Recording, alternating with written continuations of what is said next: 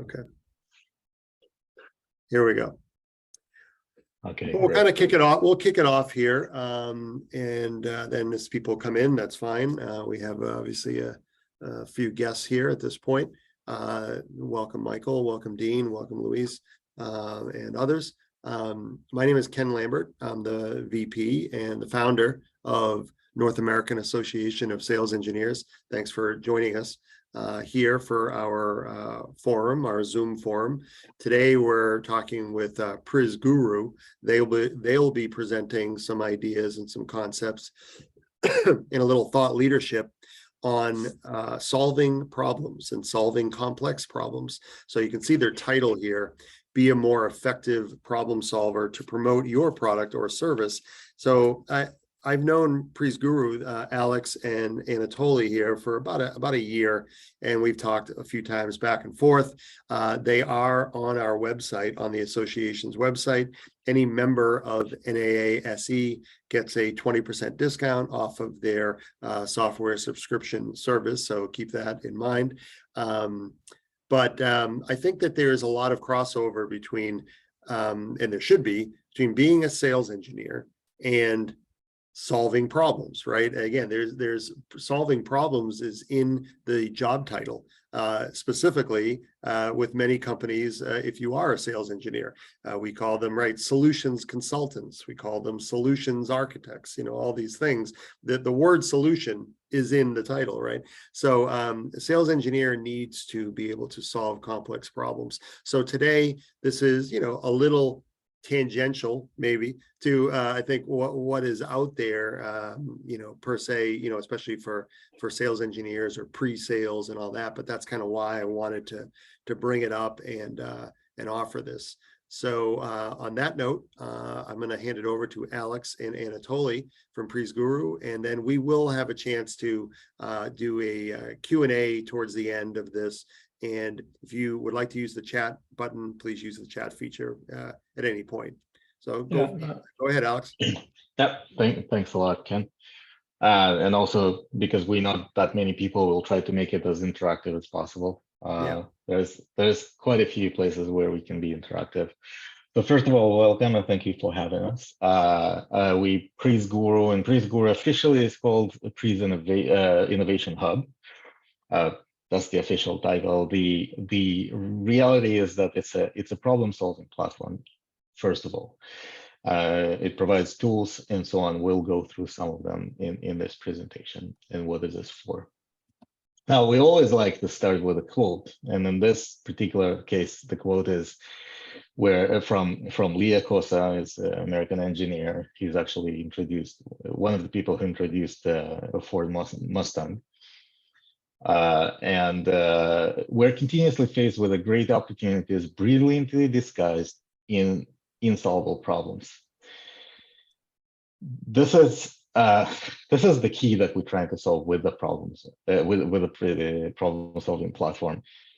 And realistically, instead of looking at the problems as problems that we need to solve, let's try to look at them as an opportunity. And every solved problem is an opportunity for us to improve and progress. So today we're going to be talking about being more effective problem solver to promote your business and services, as Ken already mentioned. Oops, wrong button. So first of all, we want to talk about the differences between salesperson, the traditional salesperson, and a sales engineer. And what we found in some of the definitions as well, the salesperson is really somebody who sells stuff in the store directly to the customer. If you think about it, he does everything to promote a store.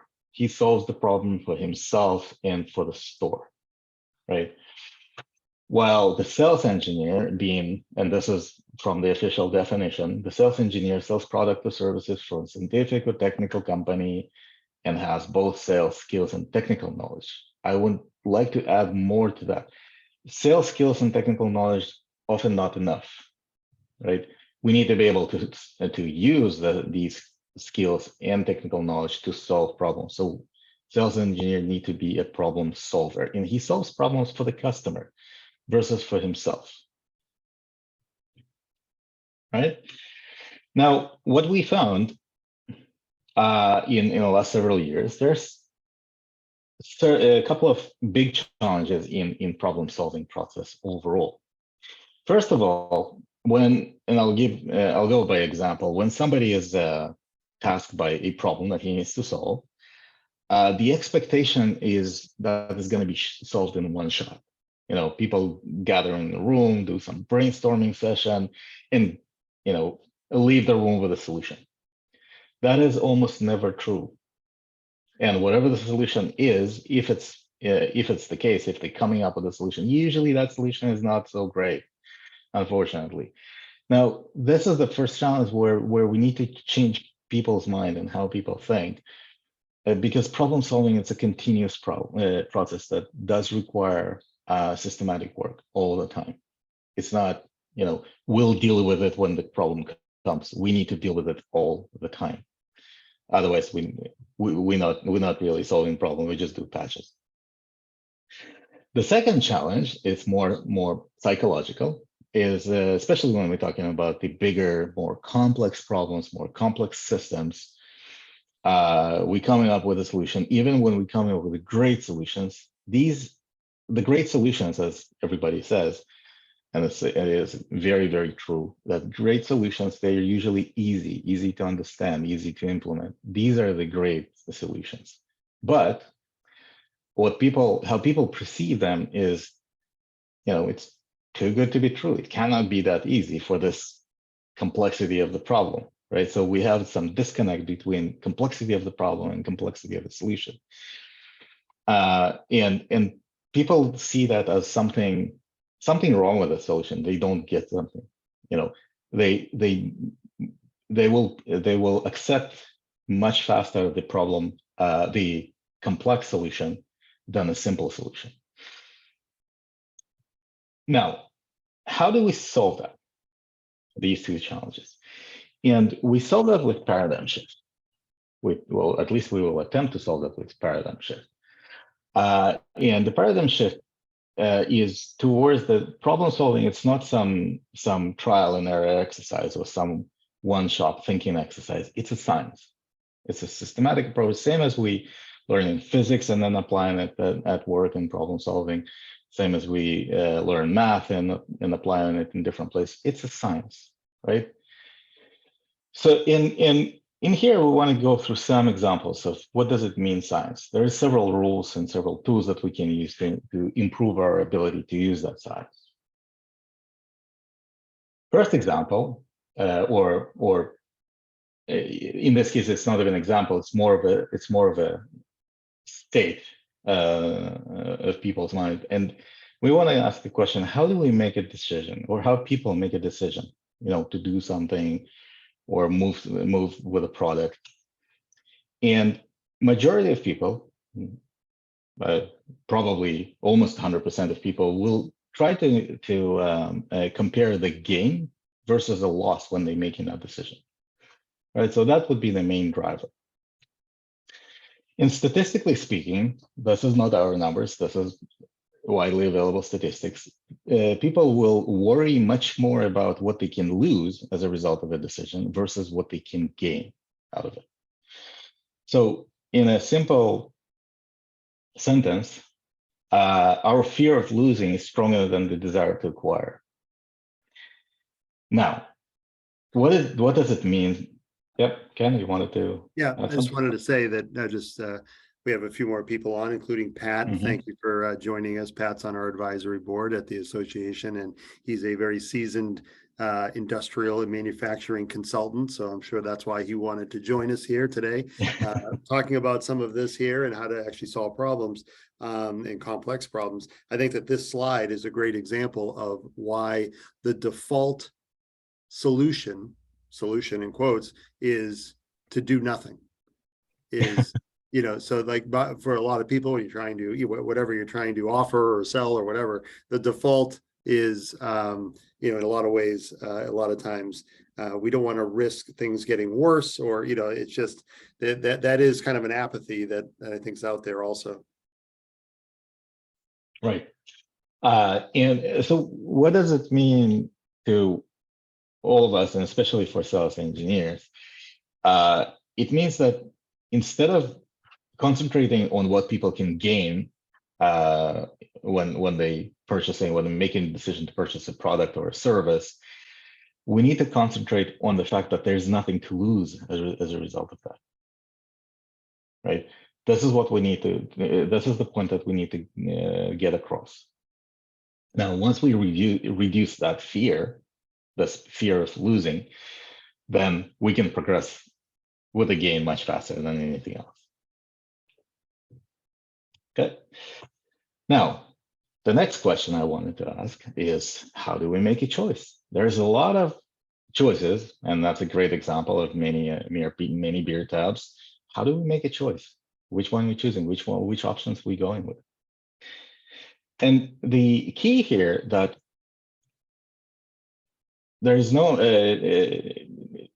an average human being is not capable of comparing more than two things at once effectively. What that means, if somebody says, hey, I made a choice, I chose one option out of 10, usually it's a compromise, nothing else, right? He will, maybe a brainstorming session in the best case scenario, but without using some sort of systematic approach, that is not a solvable problem. And for that, there is a tool that exists. It's a fairly known tool. It also exists in our platform, and it's called round robin ranking. Well, the way that round robin ranking works is by using a pairwise comparison. And what that means, we're comparing two options, all of these options in pair. We list them all, we create the pairs out of them, we compare them. And in this example, for example, option 2 with comparison to option 1, that's the one, let's say we choosing option 2 as a better option for us for that particular pair, option 1 gaining 1, option 2 gaining 0. And we're going through all of these pairs, pairs comparison. As a result, we're getting a sum of all of the ones and zeros that we collected. And the option that gained the more, that's the option that preferred by us all. Okay, it's a very simple tool, very straightforward, extremely powerful. One of these examples that a simple solution can be applied to a fairly complex problem. The next thing that we wanted to talk about is how do we even define what problem we need to solve? And officially, it's called a problem statement, right?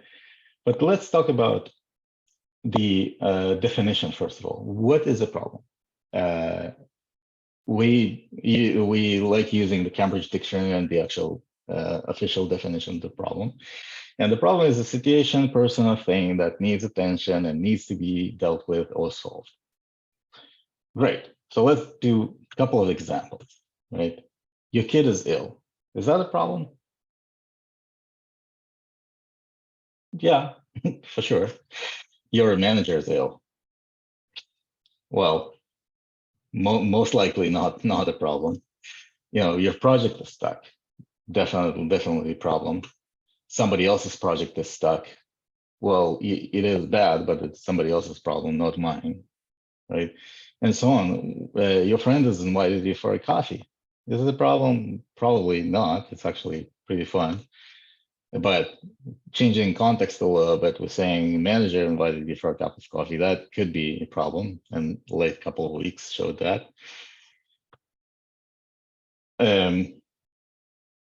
So another example is your friend has a birthday party tomorrow. Well, that depends really on a friend and if you're ready for that or not. So problem, what we wanted to show here is the problem depends on the context and depends on how it affects you as a person.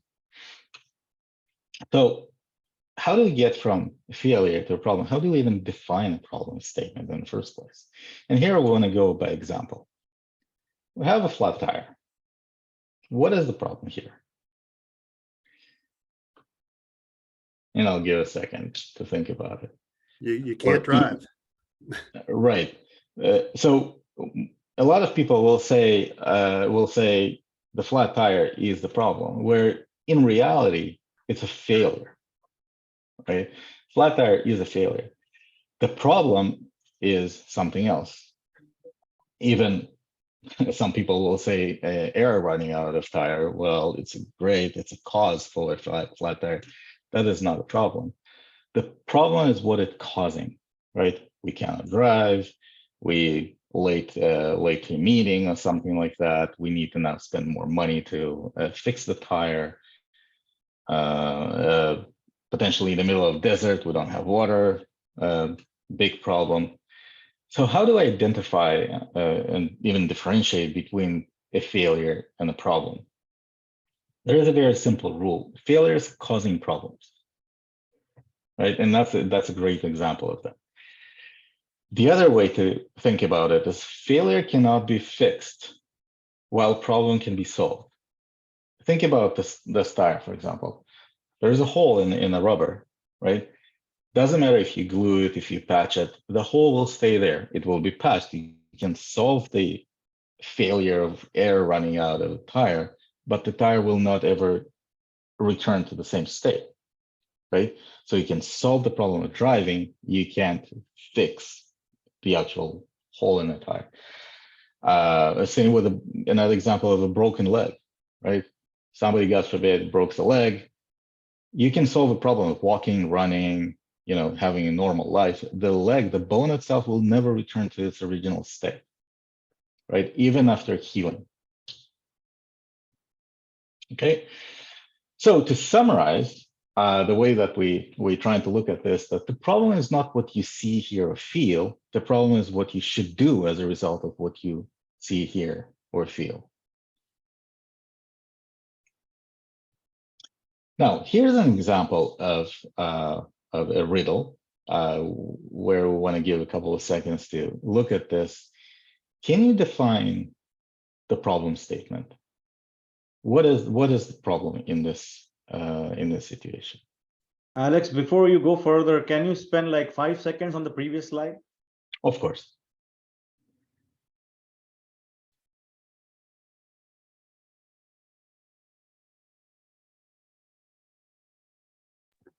What are you thinking about that, Pat, exactly?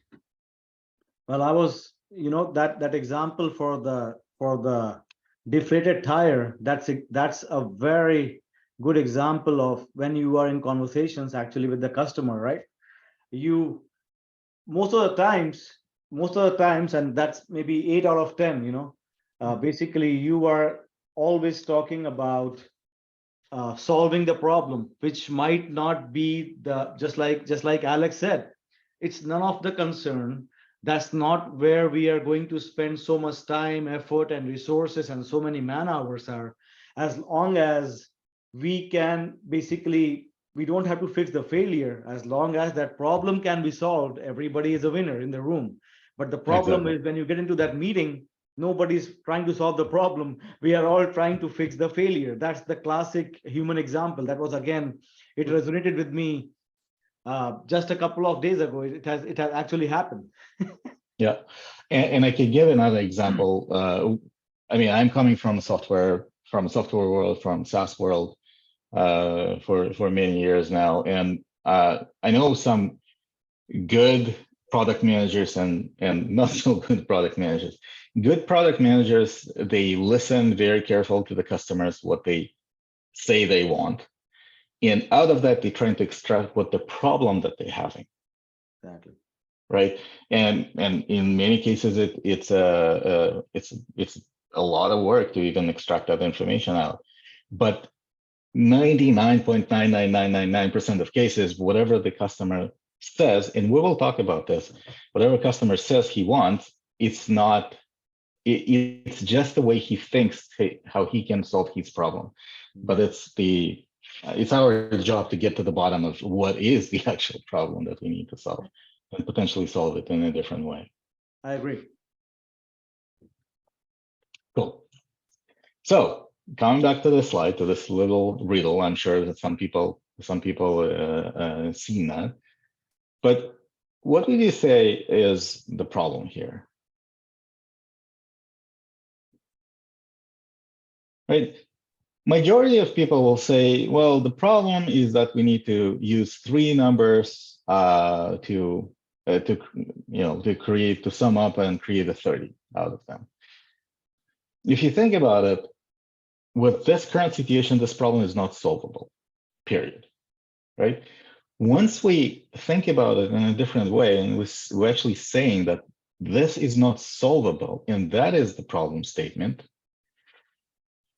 because of the simple fact that we have 6 odd numbers, and we create out of 3 odd numbers, we need to create an even number. That's impossible, right? That's just not ever going to work. What that means, once we put that problem statement in place, now we can think about the problem completely differently, right? And it means that we need to change one of the numbers from being odd to be even, right? And the only case in here that we can do is actually flip the 9 to a 6. Then it becomes a solvable problem.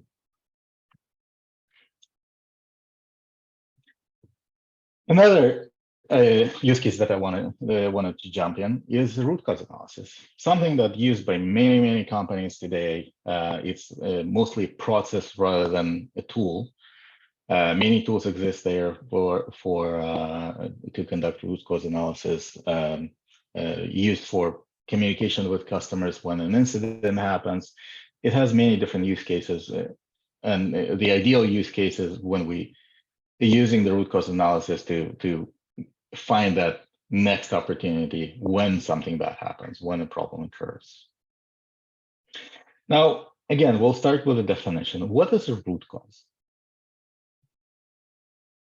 Now, traditional definition is that's a fundamental reason for the problem, right? This is great. That's a great definition, but it's not very helpful. It's a dead end. In many cases, it is a dead end. The more practical definition is a root cause is a source of a defect, such as if remove the defect is decreased or removed. Now, if we're looking at this from this perspective, again, it's a little bit different paradigm. Like we talked about shifting a paradigm. Now this becomes a helpful definition, something that we can do about it.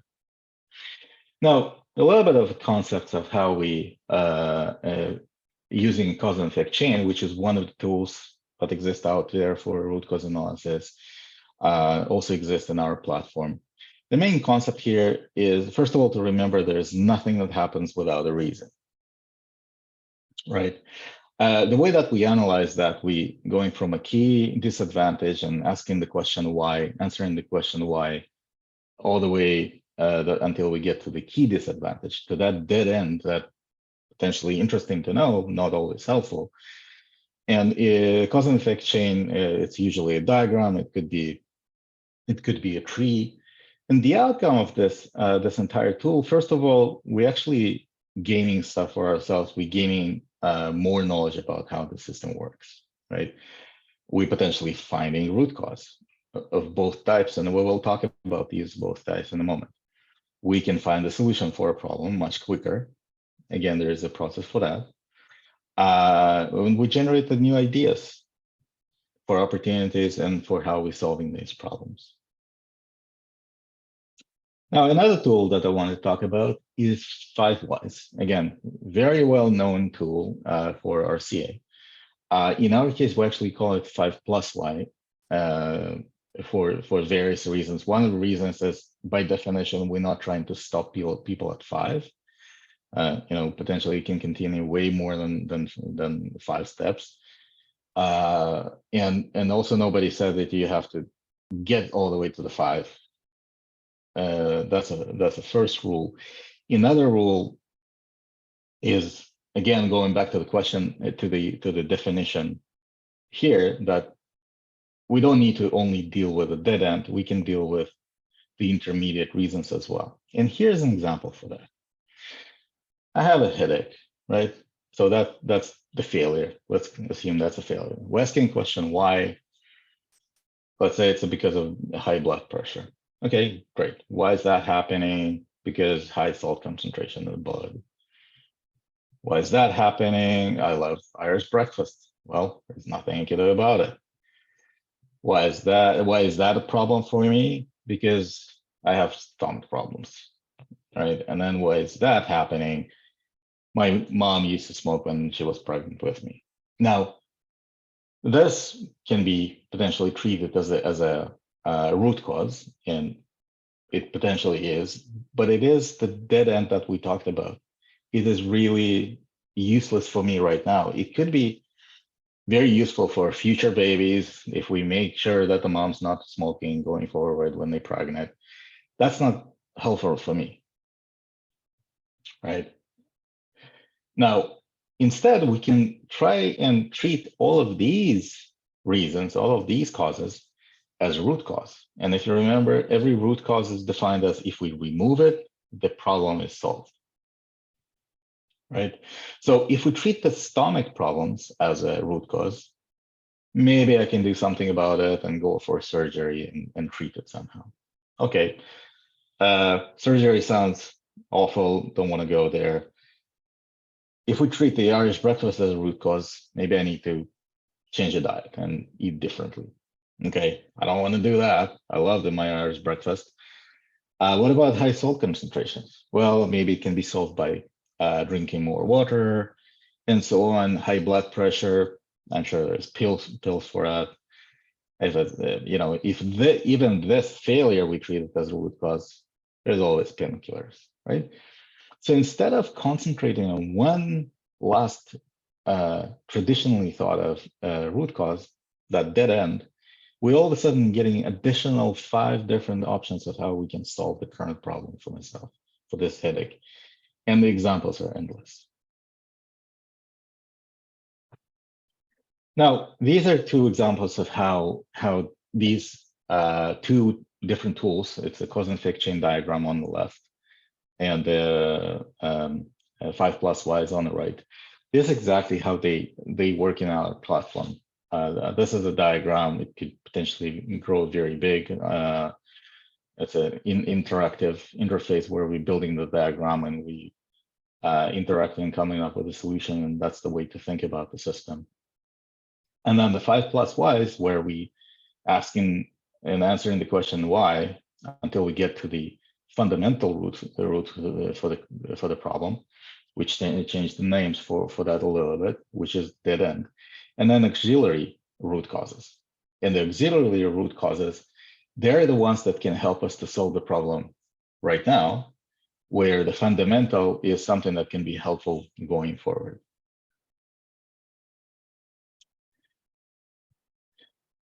Now, here's a key question that we wanted to get to is, what does customer need? Right? A big question that every company asks themselves, and how do we get to that answer?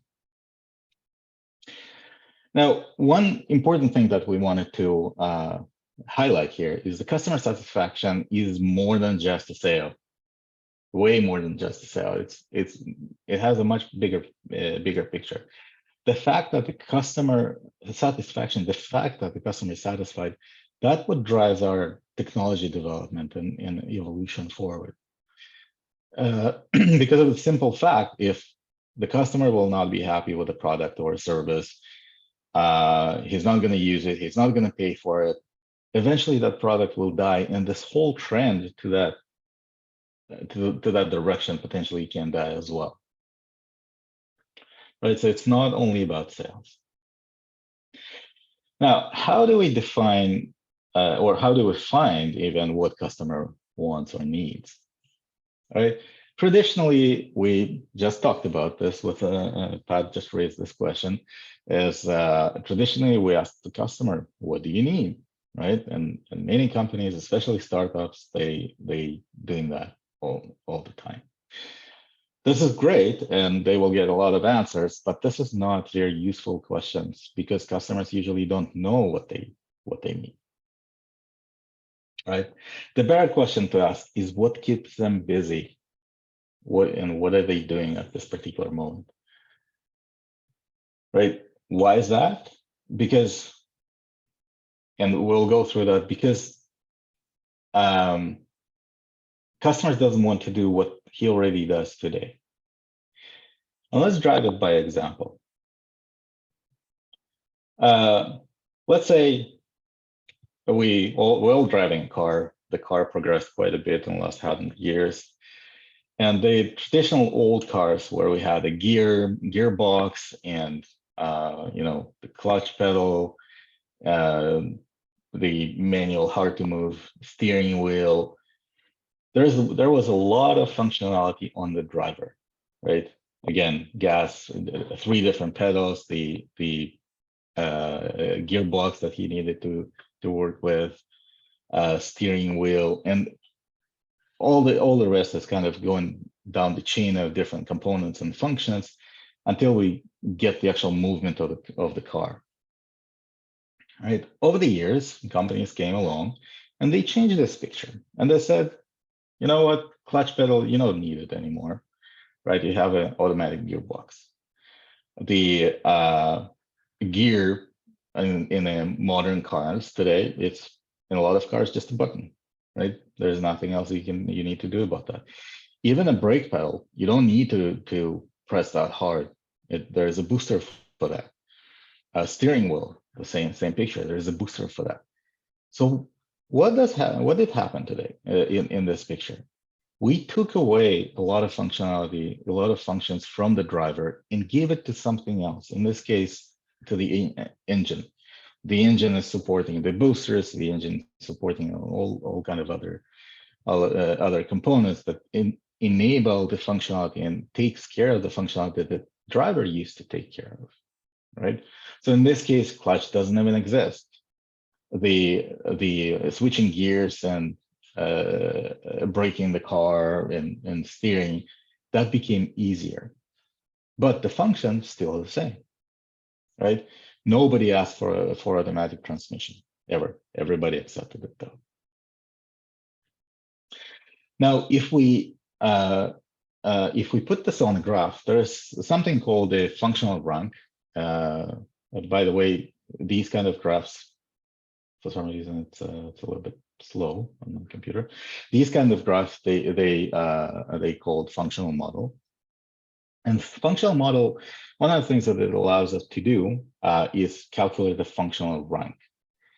If we compare that basic old type of cars to the modern cars, we can see very clearly that a lot of functionality moved from the driver to the engine, right? And that kind of explains that why. Right, and we have this functionality as well in the platform. It allows to calculate. It calculates actually the functional rank automatically. There is something additional on top of that that's called a problematic rank when we're trying to find a problematic components in the system. So just to summarize, to satisfy a customer, we need to look at the system as, the customer works with the system usually to get a function back, but he does something to get the function back. To satisfy the customer, we need to take away this function of customer interacting with the system to get the function, but still get the function, right? And that means we can completely eliminate that function or move it to some other component, like the example with an engine that does a lot of work for us. So here we finally got to the PRIZ Innovation Hub to summarize what it is about, right? And it consists of 2 major portions. There's a PRIZ platform, where, how we like to call it, where the problems are solved. This is where the work is done. This is where we're managing the projects, the innovation projects, the problem-solving projects. It consists of, it's basically project management tool with creative thinking tool embedded, with solved documentation, automatic reporting collaborations that we have in there between the members of that project. In ideas management. Ideas management is very, very important, of course, because we work on a problem to generate all of these ideas to begin with. And how we like to call it, it's an integrated engineering environment. On the other hand, there is something called a PRIZ hub.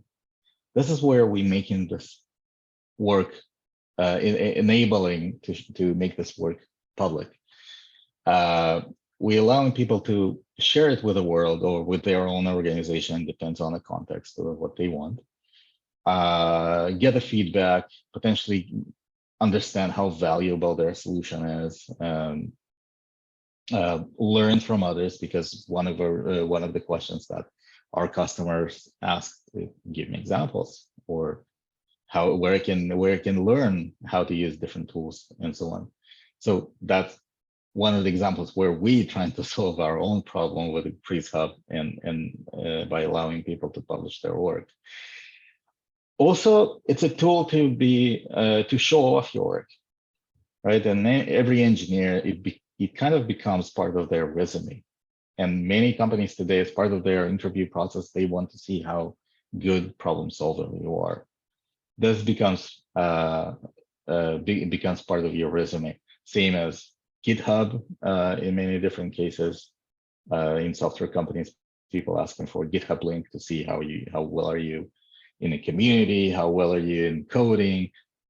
Here's a link. Go ahead and look at this. Same concept here. We allow to make this public and show off. And this is basically social media in some sort of way for problem solving, or for internal. If we're using it for organizations internally, then it becomes almost like a search engine for solved problems in the company. Here we're just providing a link in there since we're distributing that presentation. Couple of examples of from the platform, so we decided to go with some screenshots. So this is a typical view of a single project. Of course, it has the traditional tools for project management, like an overview, but every project we're treating is targeted to solve one particular problem. Tasks related to that, of course, problem statement is a very important piece of it. The creative thinking tools, we currently have 10 of them, as we've seen examples of 5 whys, or actually 5+ whys. The cosmic chain, we touched a little bit about functional modeling, round robin ranking, and of course the action preventing action. That's the tool to find customer needs. And there is more tools to come. Of course, ideas management. The entire work inside the project is targeted to generate ideas. So all of them, they land in the ideas manager. The ideas manager have the additional tools to help us to choose, to pick and choose which ideas we want to go take forward and generate the final solution, right? And of course, the report. Report is extremely important piece of information. It's basically an interaction between engineering team and the management, or sales engineer and their customer. That includes the entire history of the project. Who worked on what was the problem definition? What was the success criteria? Which tools used? What was the proposed solution? Who worked on it? Every little detail is in that. Hey, Alex. That report, yes. Sorry, if we have time, or I think we will have time, when you're kind of done with the slides or whatever, if you can pull up, I'd love to see a sample of one of these reports from your platform. Of course, we'll do that. Would be kind of cool to see, I think. Absolutely, we'll do that in a moment. Some of the samples in here, and I'm almost done with the slides. Some of the samples here, the project overview. This is a little bit outdated. We have a little bit more functionality here, like attaching files to the project overview. But basically, that's the entire information that we're dumping as this is the task. This is the background of the whole project.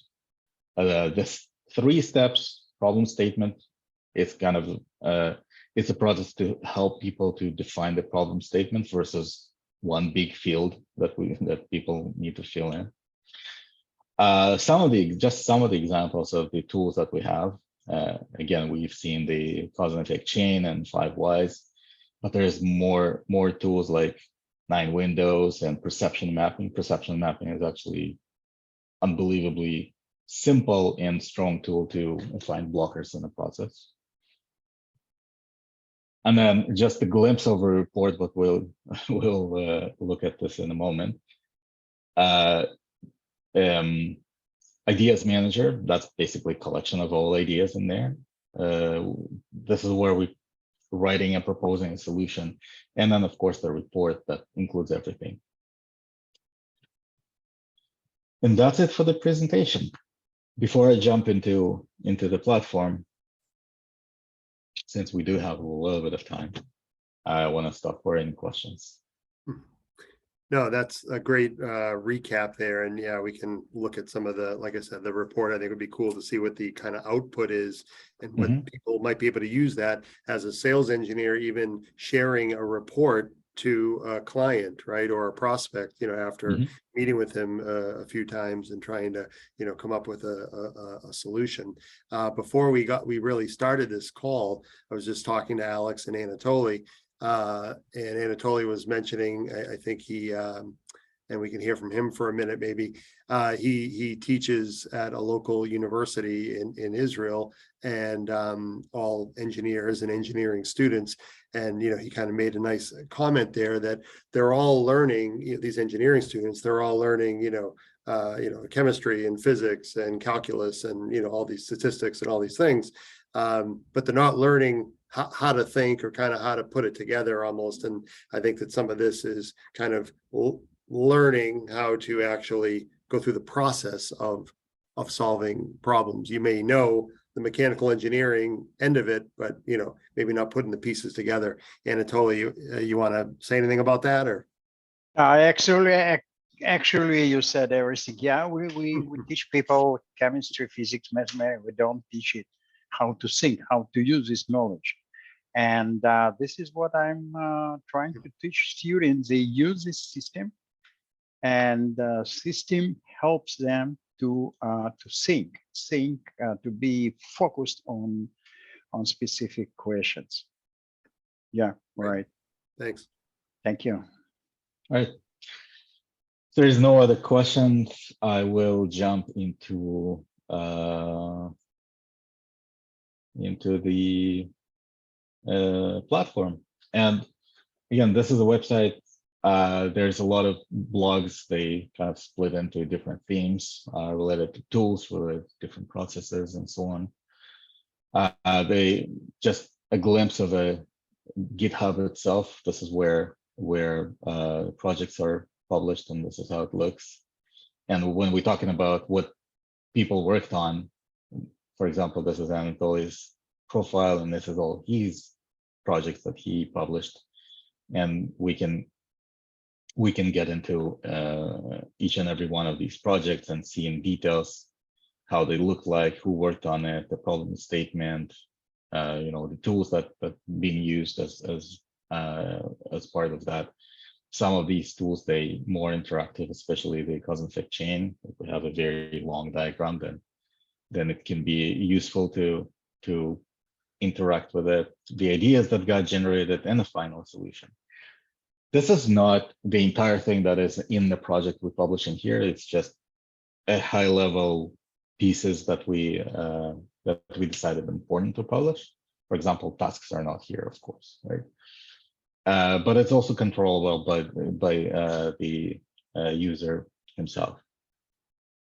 Now, going into the platform, I think I'm already, no, I'm not logged in. But logging into the platform, of course, it's SaaS. It's a SaaS platform. And one of the things that we usually use for an example is this, right? So overview, the problem statement, and by the way, inside the overview, again, as I mentioned, there's There's files that we can attach and use it for whatever reason we want. The tasks that we have them here. Problem statement, and that's the process that I was talking about, defining the failure, what kind of disadvantages, and coming up with the actual problem statement. Success criteria is also extremely important, especially communicating with clients and or the managers.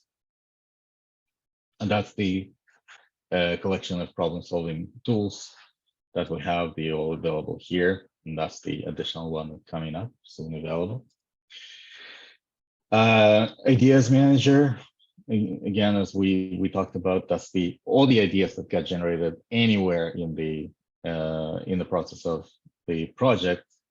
Of course, the final solution that we're proposing as engineers, and coming to the report. That's how a report looks like. This is basically in a PDF, exportable into a PDF format. And it has everything from who worked on it, what's the title, all the, starting from background, all the details, definition of problem statement, winning ideas. So if you remember, I mentioned about collection of ideas, and there is a way in a process that helps us to identify which ideas are going to be taken forward. So these are winning ideas, and the proposed solution, of course. But this is not at the end of it. All the creative thinking tools that are being used in the process, with all the details, who used them, what the outcome of these tools, which ideas get generated as part of that tool, and who used them, and so on. All of these details are here, including timestamps, and potentially we can extract even more information out of it. Okay, and after all these tools, there's a long list of tools. We have the summary of all the ideas, and of course the tasks that have been involved in it. So that's currently the overall report that exists. Yeah, just one point. What we try to do is to eliminate emails and the PowerPoints during your work on the project. You don't need it at all. Everything is on the platform. Right. Right. So we're not asking, people aren't saying, hey, can you email me that Excel spreadsheet, from 2020? Exactly. It all should be in this, right? Keeping it in the platform, the less things are going to be missed and just more efficient for everyone. Exactly. Right. And especially in engineering teams or R&D departments, R&D teams, many times managers demand for reports. Yes. Send me a weekly report, and that weekly report is the most hateful thing that engineers can think about. Right. You don't need this anymore, right? That's one of the examples that we take in a function away, but the functionality is there. Yeah. The manager come in, and this is the ongoing, always updated report. Right. And I guess, anyone, please, you can take yourself off mute, and love to hear your thoughts or questions, or just in general, how you're going about solving problems anyways in your job, even right now, aside from the stuff that we learned about today, or looked at. Going back to that platform, I think that publishing platform of, these are all of Anatoly's, that there, this is almost like a engineering or technical resume or CV or whatever of really getting into the weeds, I would call it, right? Getting into the details on what does this guy Anatoly actually know, right? Or what has he actually done? And actually seeing this, I think, is very cool. I assume, are there two different things? Can this be private and then you only send it to people with a link with that link, or is this like public, like anyone in the world can look at what Anatoly has done? Can you set it for different things? So something very important to understand here, and I will spend a couple of minutes on that. In the problem-solving and innovation world, secrecy and private, IP information is extremely important. And yes. most our clients, they put a lot of effort on trying to figure out how we protect the information, right? Yeah. So the reason that we have this whole publishing process, because it is actually published in a completely separate system. Mhm. These are published, and then when you take it off, if you decide to unpublish it, it's actually deleted from that system completely. Okay. It doesn't exist there anymore. So the platform is a fully protected, encrypted. Nobody can use it. We can't use whatever you're doing in your projects. Nobody can. And then the publishing piece, that's actually public, and there's not all the information, some limited amount of information that sits in that different infrastructure, and that infrastructure alone and only that is used for GitHub. That's a very important piece to understand, that this separation actually solves the problem of PI and privacy, where we're saying it's your decision to publish and unpublish at any point in time. Everything else is kept as private as we can possibly make it. Right. Okay. Yeah, that was my kind of where I was going with it.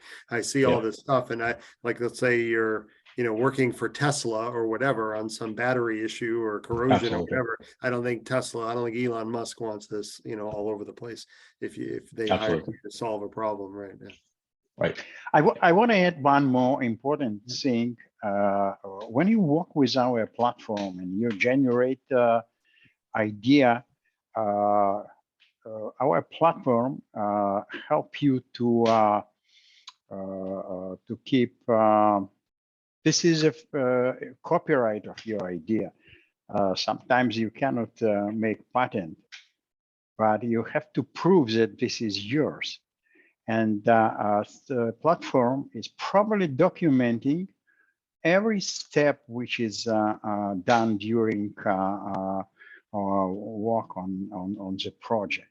We've been talking to some lawyers. They all said this is a fingerprint of idea, and this is a copyright. So. No, that makes sense. No, good point. So as we're kind of wrapping up here in a few minutes, I wanted to thank Alex for going through all that, and it's an interesting platform, and certainly take a look at it.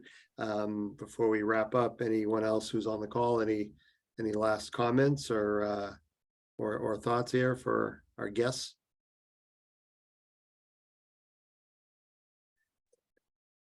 What comment from my side, or maybe a suggestion. Sure. Yeah, I mean, we live in a world of competition, so maybe something where you can have like a competitive landscape. Maybe you've kind of got that in a way. It's quite nice to see, what are the competition doing and how you're going to beat them. Maybe not just on the solution side, but also on the sales side. Right. At the end of the day, it's a competition. You might have the best solution, but maybe they're going to beat you on something else. I don't know. Just an idea. For sure. For sure. In a way, competition is, of course, good. It keeps us moving forward. Something to note on this part, as much as we could explore in this space, majority of tools that exist out there, they actually idea management tools. There's a lot of them. So what that means, they're saying, bring us the ideas and we will take it further. We will analyze them, we will evaluate them, we will help you with that process and take it further to the actual implementation, which is great. It's very useful, but we're trying to concentrate on how do you even get to the idea. So we start with a problem, getting to the idea, and this space is not covered. We could not find any tools out there that do that. The only thing that people trying to do is to teach how to do that, right? So there's a lot of processes, there's a lot of methodologies, people trying to teach versus provide working tools, right? And that's what we try to solve for. Cool, gotcha. No, that's good. Good comment, Dean. So I think that's about it. So that's PRIZ Guru's info is right there. Of course, you know NAASE's information at sales-engineering.org. Please check us out if you have not yet. And we will be announcing soon a mid-January next forum for NAASE. The more details on that soon, but I think it is going to focus on the manufacturing world and the manufacturing trends heading into next year in 2023. US based. I know we are focused on the USA, so I'm sorry for some of the others here that are on this call. But anyways, we'll be talking to the rest of you soon, and thank you very much. Thank you, Alex. very much for having us. Bye-bye. Awesome. Thanks Thank you, a lot. Alex. Thank you, Ken. Bye. Thank you. Thanks a lot. Bye. Bye-bye.